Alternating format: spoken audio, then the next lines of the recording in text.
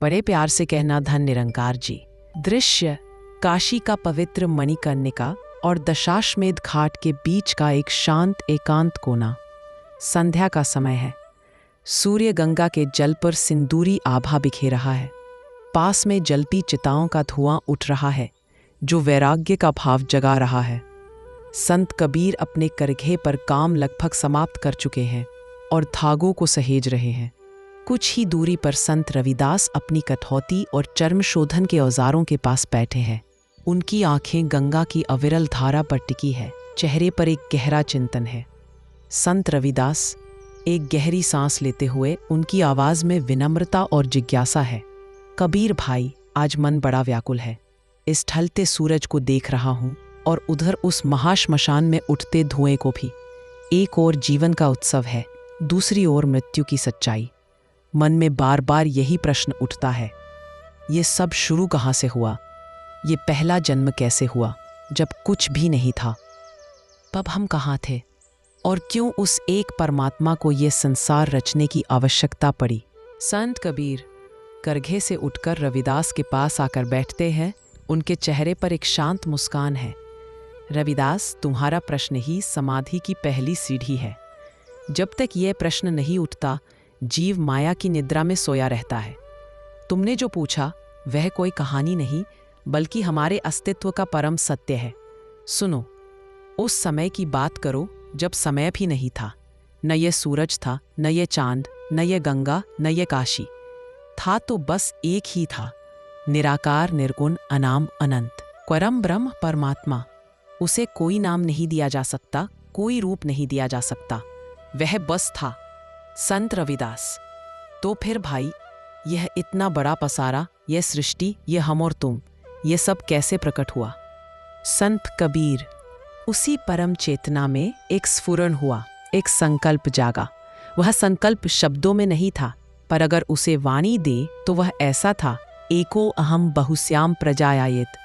यह मैं अपनी कल्पना से नहीं कह रहा, यह हमारे तैत्तिरीय उपनिषद का महावाक्य है। इसका अर्थ है, मैं एक हूं, अनेक होकर प्रकट हो जाऊं। जैसे एक बीज में पूरा वृक्ष छिपा होता है, जैसे एक सोने से करोड़ों गहने बन सकते हैं, वैसे ही उस एक ने स्वयं को ही अनेक रूपों में अभिव्यक्त कर दिया।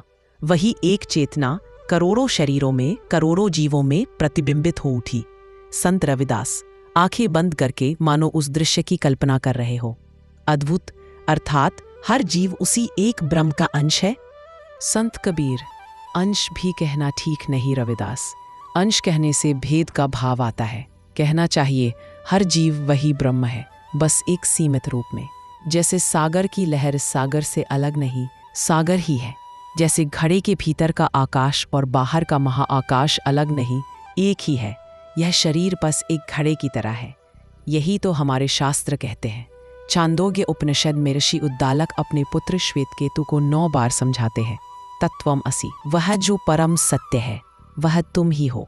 तुम कोई साधारण देह नहीं हो, तुम वही ब्रह्म हो। इसी सत्य को मैंने अपनी भाषा में कहा है। पानी ही ते हिम भया, हिम होए गया बिलाए। जो कुछ था सोई भया, अब कछु कहा ना जाए। अर्थ समझाते हुए, देखो रविदास, जैसे पानी ही जमकर बर्फ बन जाता है और फिर गर्मी पाकर वही बर्फ पिघलकर वापस पानी बन जाती है। जो मूल तत्व पानी था वही अंत में भी रहता है। बीच का रूप तो बस एक अवस्था थी। वैसे ही वह ब्रह्म ही जीव बना और ज्ञान की अग्नि पाकर जब यह जीव भाव पिघलेगा तो वह वापस ब्रह्म ही हो जाएगा। कहने को कुछ बचेगा ही नहीं। संत रविदास आंखें खोलते हैं। उनमें अब एक नई उलझन है। कबीर भाई, आपकी बात हृदय को छू रही है। यदि हम सब वही परम ब्रह्म हैं, तो फिर यह बंधन क्यों? यह दुख, यह पीड़ा, यह ऊंच नीच, यह बार बार जन्म लेना और मरना क्यों? हम अपनी असलियत भूल कैसे गए और इस चक्रव्यूह में फंस कैसे गए? संत कबीर, 2 शब्दों में उत्तर है रविदास, विस्मृति और अहंकार। जब वह एक अनेक रूपों में प्रकट हुआ तो हर रूप अपनी समग्रता को भूल गया। उसने अपने आसपास की देह, मन और बुद्धि को ही अपना असली स्वरूप मान लिया। बस यही से मैं का जन्म हुआ। मैं कबीर जुलाहा, तुम रविदास चर्मकार। यह मेरा करघा, यह तुम्हारी कठौती। जैसे ही यह मैं और मेरा का भाव आया, कर्म का खाता खुल गया। संत रविदास, कर्म का खाता इसे थोड़ा और स्पष्ट करें भाई। कर्म हमें कैसे बांधते हैं? संत कबीर, जब जीव इस मैं के भाव से मैं करता हूँ कोई भी कर्म करता है तो उसका एक संस्कार या छाप उसके सूक्ष्म शरीर पर अंकित हो जाती है। अच्छे कर्म पुण्य एक सुनहरी जंजीर की तरह है और बुरे कर्म पाप एक लोहे की जंजीर की तरह है। दोनों ही जंजीरें। इन कर्मों के फल को भोगने के लिए जीव को बार बार शरीर धारण करना पड़ता है। पुण्य का फल भोगने के लिए स्वर्ग या किसी अच्छे कुल में जन्म, और पाप का फल भोगने के लिए नरक या पष्टकारी योनियों में जन्म। जब फल भोग लिए जाते हैं तो जीव वापस कर्म करने के लिए मृत्यु लोक में भेज दिया जाता है। यह चक्र अनंत काल तक चलता रहता है। यह मैं केवल अनुभव से नहीं, शास्त्रों के आधार पर कह रहा हूँ। श्रीमद् भगवद गीता के अध्याय 2 श्लोक 47 में भगवान स्पष्ट कहते हैं, कर्मण्य एवाधिकारस्ते माँ फलेषु कदाचन माँ कर्मफल हेतुर माँ ते संगो अस्त्व कर्मणि। तुम्हारा केवल कर्म करने में अधिकार है, उसके फलों में कभी नहीं। इसीलिए तुम कर्मों के फल का कारण मत बनो और न ही कर्म न करने में तुम्हारी आसक्ति हो।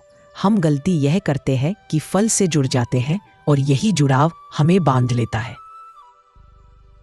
संत रविदास गहरी पीड़ा के साथ, सत्यवचन भाई, यह मन ही तो है जो फलों की आशा में भटकता रहता है।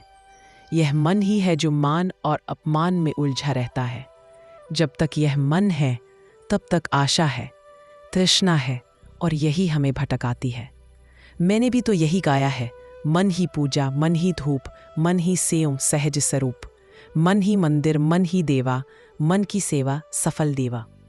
यदि इस मन को बाहर की दुनिया से हटाकर भीतर के परमात्मा की ओर मोड़ दिया जाए तो यही मन पूजा बन जाता है, यही धूप दीप बन जाता है। इसी मन से उस सहज स्वरूप परमात्मा की सेवा की जा सकती है। जब तक मन बाहर है यह बंधन है, जब यह भीतर मुड़ जाए यही मुक्ति का द्वार है। संत कबीर, तो रविदास, अब तुम इस पूरे खेल को समझो। यह दुनिया उस परमात्मा की एक लीला है, एक नाटक। हम सब पात्र हैं, अपनी अपनी भूमिका निभा रहे हैं। समस्या यह है कि हम पात्र अपनी भूमिका को ही सच मान बैठे हैं और यह भूल गए हैं कि हम तो उस नाटक के निर्देशक परमात्मा के ही अंश हैं। इस नाटक से बाहर निकलने का, इस जन्म मरण के चक्र को तोड़ने का मार्ग है इस मैं रूपी कर्ता भाव का विसर्जन। संत रविदास, और इस मैं का विसर्जन कैसे हो कबीर भाई? मार्ग क्या है? क्या तपस्या, यज्ञ या तीर्थ यात्रा? संत कबीर, ये सब साधन हो सकते हैं पर साध्य नहीं। साध्य है आत्मज्ञान, और उस तक पहुंचने के लिए मोटे तौर पर 2 रास्ते संतों ने बताए हैं। एक है ज्ञान मार्ग, दूसरा है भक्ति मार्ग। ज्ञान मार्ग कहता है, विचार करो, बैठो और खोजो, मैं कौन हूँ? यह शरीर, यह तो अन्न का बना है, जल जाएगा या मिट्टी में मिल जाएगा। यह मन, यह तो विचारों का प्रवाह है, अभी कुछ है, क्षण भर में कुछ और। यह बुद्धि, यह भी तो उधार लिए ज्ञान का संग्रह है। जब तुम विचार की छुरी से एक एक करके सबको यह मैं नहीं, यह मैं नहीं, नेति नेति कर पे काटते जाओगे तो अंत में जो बचेगा, जिसे काटा नहीं जा सकता, वही तुम्हारी असलियत है, वह साक्षी आत्मा। यह मार्ग कठिन है, पर कठोपनिषद इसी की बात करता है। यमराज नचिकेता को समझाते हैं, आत्मानं रथिनं विद्धि शरीरं रथमेव तु बुद्धिं तु सारथिं विद्धि मनः प्रग्रहमेव च। अर्थात इस आत्मा को रथ का स्वामी रथी जानो, शरीर को रथ, बुद्धि को सारथी और मन को लगाम जानो। जिससे यह ज्ञान हो जाता है कि वह स्वामी है, सारथी या रथ नहीं, वह अपने परम धाम को प्राप्त होता है। संत रविदास, भक्ति भाव से हाथ जोड़कर, ज्ञान का मार्ग तो तलवार की धार पर चलने जैसा है। भाई, मुझ जैसे साधारण जन के लिए क्या कोई और सरल मार्ग भी है? संत कबीर, स्नेह से रविदास के कंधे पर हाथ रखकर, हाँ रविदास, बिल्कुल है। वही तो दूसरा और सबसे रसीला मार्ग है, भक्ति मार्ग। यह कहता है कि यदि तुम मैं को मिटा नहीं सकते तो इसे इतना बड़ा कर दो कि इसमें तू परमात्मा ही समा जाए, या फिर अपने मैं को पूरी तरह उस परमात्मा के चरणों में समर्पित कर दो। कहो, हे प्रभु, मैं कुछ नहीं, तू ही सब कुछ है, मैं करता नहीं, तू ही करवाने वाला है, मेरा कुछ नहीं, सब तेरा है। यह जीवन तेरा, यह मृत्यु तेरी। जब करता ही तू हो गया तो कर्म का फल किसे लगेगा? इस समर्पण की महिमा तो स्वयं भगवान ने गीता के अंतिम अध्याय 18.66 में गाई है। सर्वधर्मान परित्यज्य मामेकम शरणम व्रज, अर्थात सब धर्मों कर्तव्यों का आश्रय छोड़कर तू केवल एक मेरी शरण में आ जा, मैं तुझे सभी पापों से मुक्त कर दूंगा, तू शोक मत कर। संत कबीर। पर याद रखना रविदास, चाहे ज्ञान मार्ग हो या भक्ति मार्ग, बिना सद्गुरु के ये यात्रा पूरी नहीं होती। गुरु ही वह जौहरी है जो पत्थर में छिपे हीरे आत्मा को पहचानता है। गुरु गोविंद दो खड़े काके लागो पाए, बलिहारी गुरु आपने गोविंद दियो बताए। संत रविदास में प्रेम के आंसू लिए, पूरी तरह भक्ति में डूबकर। सत्य है, परम सत्य है, गुरु की कृपा और नाम का आसरा, बस यही मेरी पूंजी है। मैं तो बस इतना ही जानता हूँ कि उस मालिक का नाम जपते जपते, उसकी याद में रमते रमते, यह मन और यह मैं अपने आप ही गल जाते हैं, जैसे नमक पानी में गल जाता है। फिर न कोई जन्म न कोई मरण, बस उसका प्रेम है, उसका आनंद है। मैं तो हर कर्म में, अपने इस चर्म शोधन में भी उसी को देखता हूँ। प्रभु जी तुम चंदन हम पानी, जाकी अंग अंग बास समानी। प्रभु जी तुम घन बन हम मोरा, जैसे चितवत चंद चकोरा। प्रभु जी तुम दीपक हम बाती, जाकी ज्योति बरे दिन राती। इस चंदन और पानी के रहस्य को जानने और मैं कौन हूँ का उत्तर पाने के लिए तुम्हें एक सच्चे गुरु की आवश्यकता होगी, जो तुम्हें ब्रह्म ज्ञान देकर यह समझाए कि तुम ही ब्रह्म हो, तुम ही परमात्मा हो।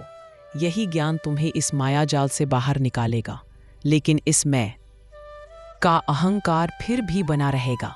उसे मिटाने के लिए तुम्हें स्वयं साधना और भक्ति करनी होगी, नित्य अभ्यास से, विनम्रता से और अंतर की आंख खोलकर। यही मार्ग है पूर्ण मुक्ति का। अब दोनों संत मौन हो जाते हैं। सूर्य लगभग अस्त हो चुका है। दोनों संतों के चेहरे पर एक अलौकिक शांति और तृप्ति का भाव है, मानो उन्होंने शब्दों से परे उस परम सत्य का एक साथ अनुभव कर लिया हो। दोनों एक दूसरे को देखते हैं और मौन में ही एक गहरे सम्मान और प्रेम के साथ मुस्कुराते हैं।